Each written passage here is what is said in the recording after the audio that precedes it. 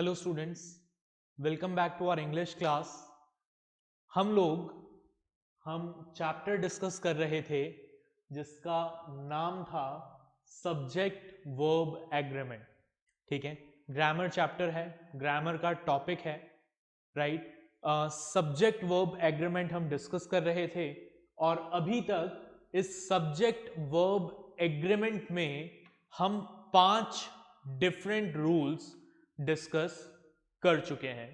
ठीक है, आज हम सब्जेक्ट वर्ब एग्रीमेंट से रिलेटेड ही कुछ और रूल्स डिस्कस करेंगे, राइट। तो अपनी नोटबुक ओपन कर लीजिए, पेन अपने हाथ में रखिए और आगे मेरे साथ स्टडी करिए।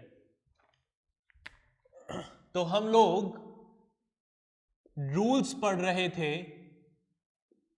सब्जेक्ट वर्ब एग्रीमेंट्स के। तो देखिए, 6th रूल क्या है जो हमें आज डिस्कस करना है। वो रूल है, if subjects are joined by or nor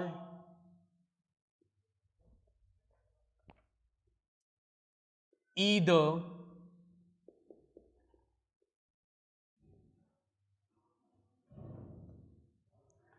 neither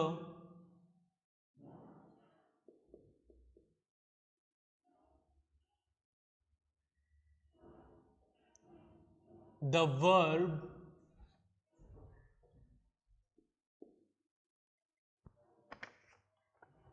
agrees with the subject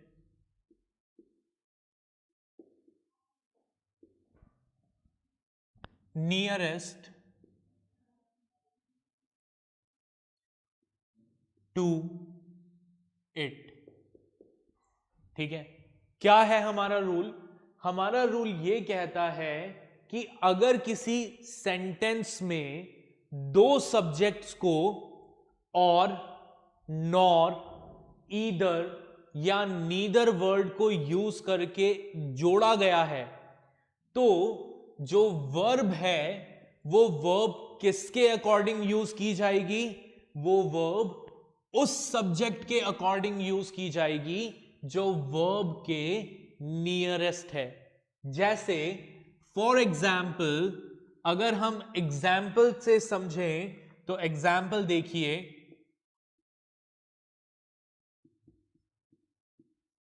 neither he nor his sister dash there। अब यहां पर was या वर में से आपको एक चूज करना है। ठीक है, तो रूल देखते हैं। ये was और वर क्या है? वर्ब। ठीक है, वर्ब है। रूल क्या कहता है? रूल कहता है जब दो सब्जेक्ट्स को और, नॉर, ईदर या नीदर यूज करके ज्वाइन किया जाए तो हम वर्ब जो है वो उस सब्जेक्ट के अकॉर्डिंग यूज करेंगे जो वर्ब के नियरेस्ट है। अब यहां पर इस पर्टिकुलर सेंटेंस में अगर हम देखें तो हमारा सब्जेक्ट क्या है? Subject number 1। इसको हम एक काम करते हैं, हम लिख देते हैं यहां पर। ठीक है, ताकि आपके लिए आसान रहे समझना। तो ये क्या है हमारा? S1 यानी सब्जेक्ट 1। दूसरा सब्जेक्ट क्या है?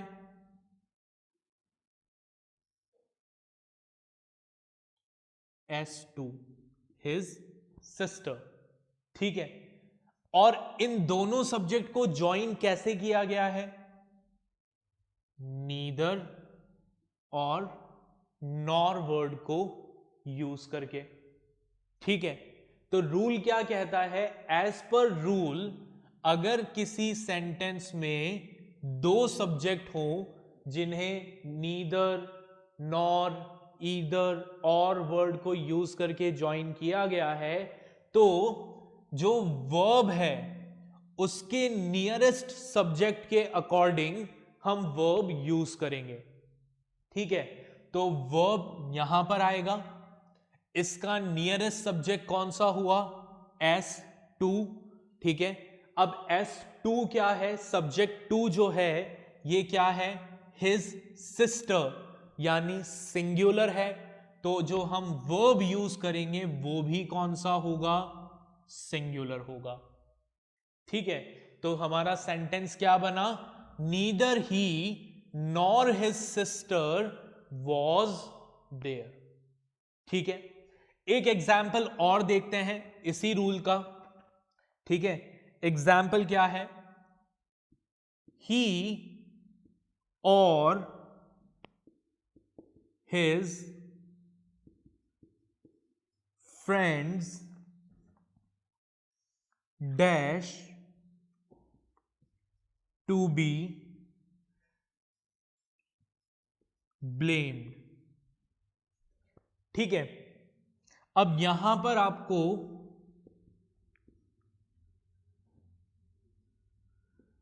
इज और आर में से चूज करना है। ठीक है, रूल क्या है? तो सबसे पहले हम क्या करेंगे? दो सब्जेक्ट्स को आइडेंटिफाई करेंगे। तो ही हो गया S1, हिज फ्रेंड्स हो गया S2। ठीक है, दो सब्जेक्ट्स हैं, कैसे ज्वाइन किया गया है इन दोनों सब्जेक्ट्स को? और वर्ड यूज करके ज्वाइन किया गया है। ठीक है, तो एज पर रूल हम जो वर्ब यूज करेंगे वो वर्ब किसके अकॉर्डिंग यूज करेंगे? सब्जेक्ट 1 के अकॉर्डिंग या सब्जेक्ट 2 के अकॉर्डिंग? उस सब्जेक्ट के अकॉर्डिंग जो वर्ब के नियरेस्ट है। तो वर्ब के नियरेस्ट कौन सा सब्जेक्ट है? सब्जेक्ट 2 है। ठीक है, सब्जेक्ट 2 कौन सा है? सिंगुलर है या प्लूरल है? देखिए, हिज फ्रेंड्स लिखा है, मतलब प्लूरल है। तो जो हमारा वर्ब यूज होगा वो वर्ब भी कौन सा यूज होगा? प्लूरल वर्ब यूज होगा। तो हमारा सेंटेंस क्या बनेगा? ही और his friends are to be blamed. इस टू बी ब्लेम्ड लिखना गलत होगा। बात समझ में आ गई? चलिए अगले रूल पर बढ़ते हैं। नेक्स्ट रूल जो है हमारा उसे देखिए। अब अगला रूल क्या कहता है? The title of a book, play, story और a musical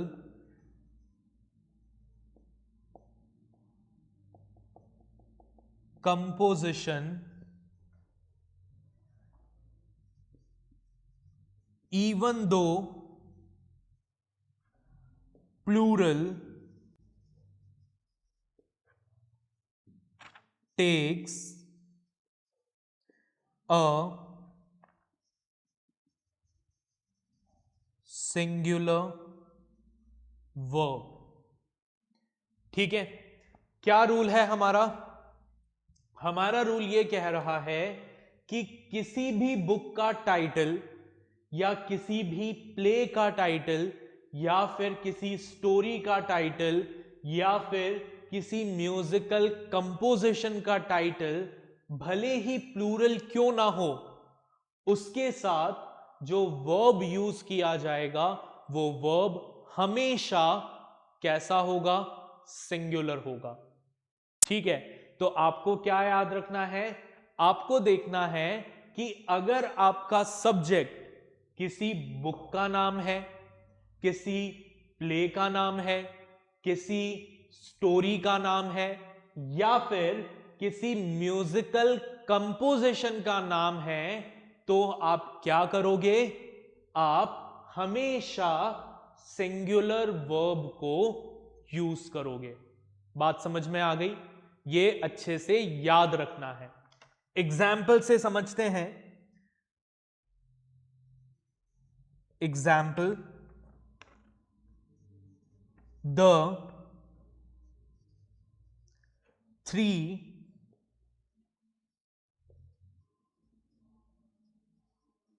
Musketeers dash a very good book। यहां पर इज और आर में से आपको चूज करना है। तो अब आप क्या कहेंगे? नॉर्मली हम क्या करते? हम देखते कि जो हमारा सब्जेक्ट है, द 3 मस्केटर्स, ये तो कैसा सब्जेक्ट है? प्लूरल सब्जेक्ट है। ठीक है, तो वर्ब भी कौन सा यूज होना चाहिए इसके साथ? प्लूरल होना चाहिए, क्योंकि सब्जेक्ट वर्ब एग्रीमेंट का जनरल रूल तो यही कहता है कि प्लूरल सब्जेक्ट होगा तो उसके साथ प्लूरल वर्ब यूज किया जाएगा। लेकिन हमने अभी अभी रूल क्या पढ़ा कि अगर कोई बुक का नाम है, प्ले का नाम है, स्टोरी का टाइटल है, या फिर म्यूजिकल कंपोजिशन का टाइटल है, तो भले ही वो प्लूरल क्यों ना हो, उसके साथ वर्ब हमेशा कौन सा यूज होगा? सिंगुलर वर्ब यूज होगा। तो यहां पर द 3 मस्केटियर्स जो है, ये क्या है? ये एक बुक का नाम है, एक बुक का टाइटल है। तो इसके साथ जो वर्ब हम यूज करेंगे वो कौन सा यूज करेंगे? सिंगुलर वर्ब यूज करेंगे। The 3 musketeers is a very good book. यहां पर आर यूज करना क्या होगा? गलत होगा। यह बात समझ में आ गई? इसको आप नोट डाउन कर लीजिए।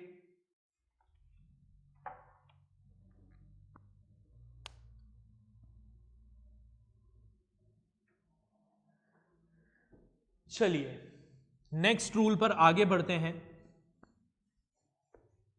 उससे पहले इन रूल्स को हम इरेज कर देते हैं।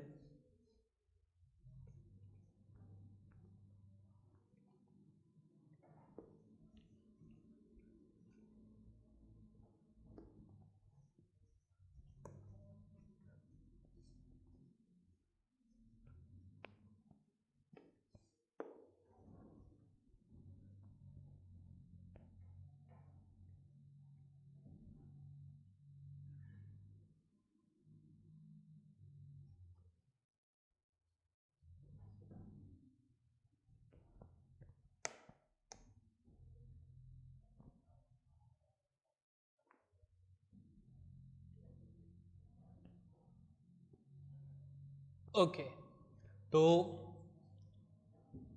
लेट्स सी क्या है हमारा next rule. Rule number 8।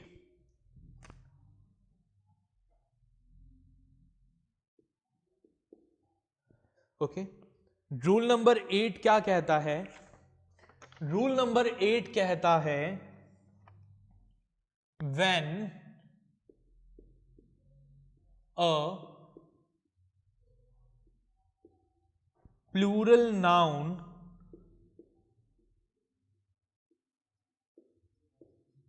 comes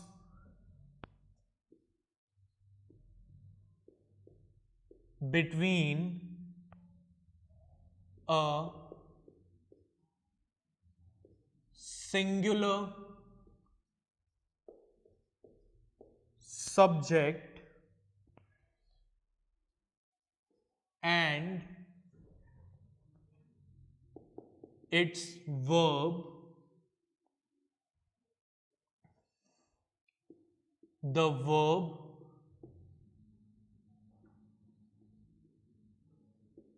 agrees with the singular subject। ठीक है, क्या रूल पढ़ा हमने? हमने पढ़ा कि अगर कोई प्लूरल नाउन किसी सिंगुलर सब्जेक्ट और उसके वर्ब के बीच में आ जाता है तो उस प्लूरल नाउन का हमारे सब्जेक्ट वर्ब एग्रीमेंट पर कोई असर नहीं पड़ेगा। ठीक है, हम कौन सा वर्ब यूज करेंगे? सिंगुलर वर्ब ही यूज करेंगे। जैसे for example, each of the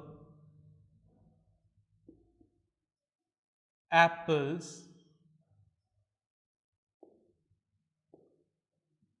juicy। ठीक है, अब यहां पर हमारा जो सब्जेक्ट है ईच, ये क्या है? सिंगुलर है। इसके बीच में, इसके और वर्ब के बीच में क्या आ गया? एक प्लूरल नाउन आ गया। लेकिन इस प्लूरल नाउन का हमारे सब्जेक्ट वर्ब एग्रीमेंट पर कोई इफेक्ट नहीं होगा। Since our subject is singular, हम क्या करेंगे? सिंगुलर वर्ब यूज करेंगे। Each of the apples is juicy. एक और एग्जाम्पल देख लीजिए।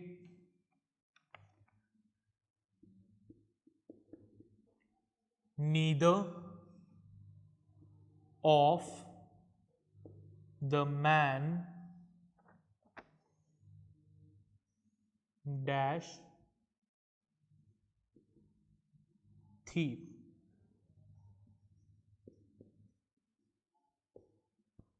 ठीक है, neither of the man dash thief. तो अब नीदर जो है सिंगुलर सब्जेक्ट है, मैन जो है वो प्लूरल है। ठीक है, प्लूरल नाउन है। लेकिन हमारा जो वर्ब है वो किसके अकॉर्डिंग यूज होगा? सिंगुलर सब्जेक्ट के अकॉर्डिंग यूज होगा। तो यहां आंसर क्या आएगा? Neither of the man was थी। क्लियर? चलिए नेक्स्ट रूल, रूल नंबर 9। अब अगला रूल क्या कहता है, देखिए, if the words are joined to a singular subject by with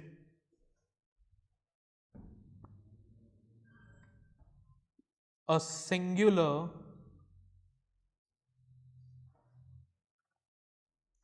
verb is used। ठीक है, जब हम कुछ वर्ड्स को क्या करते हैं, एक सिंगुलर सब्जेक्ट के साथ ऐड करते हैं। कैसे ऐड करते हैं? विद वर्ड के साथ।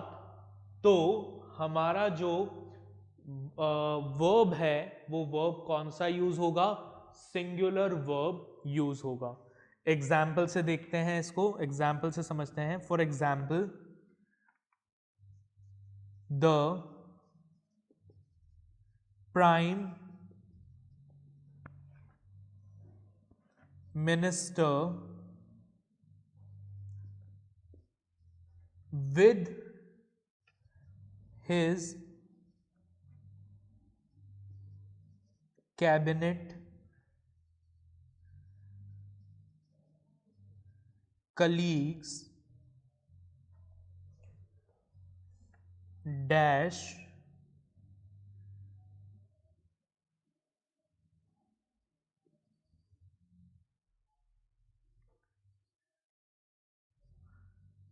supposed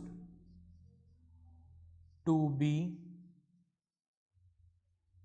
present, यहां पर is are। तो देखिए द प्राइम मिनिस्टर यानी कि जो हमारा सब्जेक्ट है वो सिंगुलर है, उसके साथ हमने क्या किया, कुछ और वर्ड्स को ऐड किया, प्लूरल वर्ड्स को ऐड किया। His cabinet colleagues, colleagues plural है, कैसे ऐड किया, विद वर्ड की मदद से ऐड किया। ठीक है, तो रूल क्या कहता है, एज पर रूल हम वर्ब जो यूज करेंगे वो वर्ब कौन सा यूज करेंगे, सिंगुलर वर्ब यूज करेंगे। तो यहां पर सेंटेंस क्या होना चाहिए, the prime minister with his cabinet colleagues is supposed to be present। are supposed to be present अगर आप लिखेंगे तो वो गलत होगा। क्लियर, आ गई बात समझ में? चलिए नेक्स्ट इसको आप नोट कर लीजिए, फिर हम नेक्स्ट रूल डिस्कस करेंगे।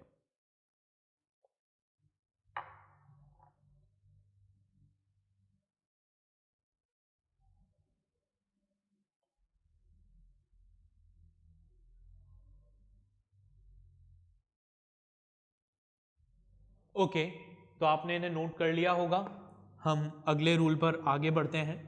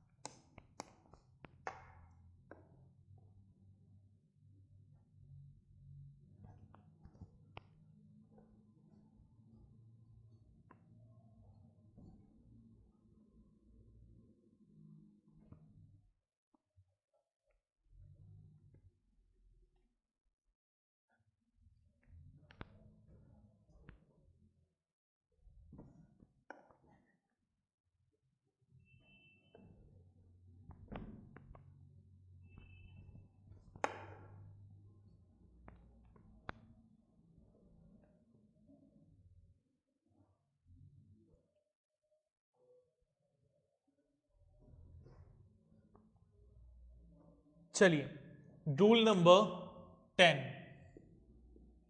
ठीक है, अब रूल नंबर 10 क्या कहता है, देखिए रूल नंबर 10 कहता है if subjects are joined by as well as the verb must agree with the first subject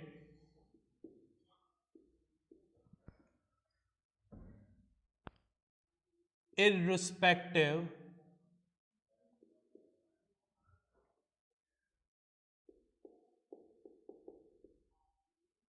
of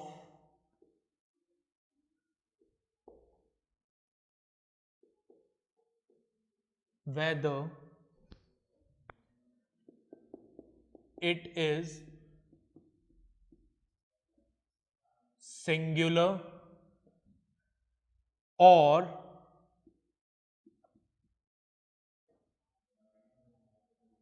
plural.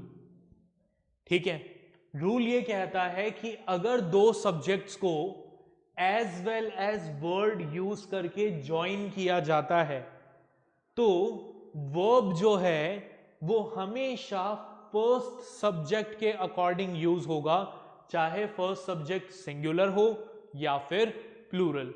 अगर आपका फर्स्ट सब्जेक्ट सिंगुलर है तो आप सिंगुलर वर्ब यूज करेंगे, फर्स्ट सब्जेक्ट प्लूरल है तो प्लूरल वर्ब यूज करेंगे। एग्जाम्पल से समझते हैं इस पॉइंट को। जैसे for example Ram as well as Shyam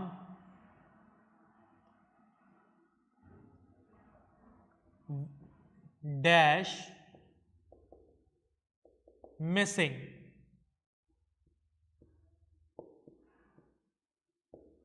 ठीक है, अब रूल की बात करते हैं। रूल क्या कहता है? दो सब्जेक्ट्स है, as well as word use करके ज्वाइन किया है, तो जो वर्ब आप यूज करोगे वो किसके अकॉर्डिंग यूज करोगे? फर्स्ट सब्जेक्ट के अकॉर्डिंग यूज करेंगे। ठीक है, तो हमारा जो फर्स्ट सब्जेक्ट है वो क्या है? सिंगुलर है, तो जो वर्ब होगा वो भी क्या होगा? सिंगुलर होगा, वर्ब नहीं होगा। Ram as well as Shyam was missing. एक और एग्जाम्पल देखते हैं इसका। My friends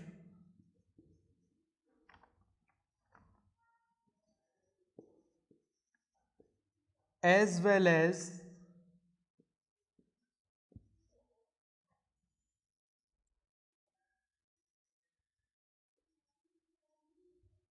my colleague dash going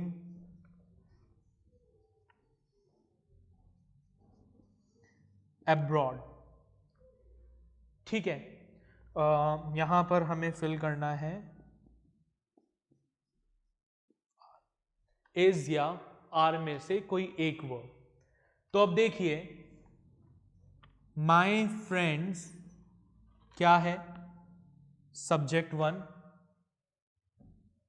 my colleague क्या है? Subject two. ठीक है, सब्जेक्ट वन जो है वो क्या है? Plural. Subject one my colleague जो है वो क्या है?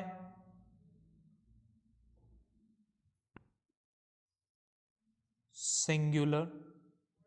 इन दोनों को ज्वाइन कैसे किया गया है? As well as word use करके। ठीक है, अब रूल क्या कहता है? रूल कहता है कि दो subjects as well as word use करके अगर ज्वाइन किए जाते हैं तो जो वर्ब है वो किसके अकॉर्डिंग यूज किया जाएगा? फर्स्ट सब्जेक्ट के अकॉर्डिंग यूज किया जाएगा। तो यहां पे हमारा फर्स्ट सब्जेक्ट जो है वो क्या है? प्लूरल है, तो फिर हमारा वर्ब भी कौन सा होगा? प्लूरल होगा, और आंसर होगा R. My friends as well as my colleague are going abroad. बात समझ में आ गई? इसको नोट कर लीजिए। आप लोगों ने ये नोट कर लिया होगा।